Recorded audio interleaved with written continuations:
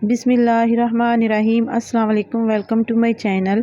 आज मैं आप लोगों को मच्छरों से बचने की टिप्स दूंगी कि अगर आपको किसी जगह पे मच्छर काट जाए तो आपने इधर सरसों का जो ऑयल है वो इस्तेमाल करना है और कमरे में नीले रंग की रोशनी जलाने से जो मच्छर है वो हमारे कमरे में नहीं आएगा। और इसके अलावा जो तीसरी टिप्स ये है कि अगर आप कोयलों पे नीम के पत्ते रख के किचन और कमरों में धुनी देंगे तो इससे भी मच्छर जो है वो कमरों में और बावर्ची खाने में दाखिल नहीं होगा।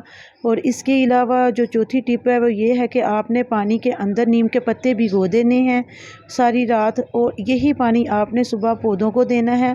इस तरीके से आपके पौधों में भी जो मच्छर है वो पैदा नहीं होगा। आप मेरी इस टिप पे अमल करके मच्छरों से बच सकते हैं। तो मैं उम्मीद करती हूँ आज की वीडियो आपको अच्छी लगी होगी, तो प्लीज़ वीडियो को लाइक और चैनल को सब्सक्राइब करें। मैं आपको नेक्स्ट वीडियो में मिलूँगी। अल्लाह हाफिज़।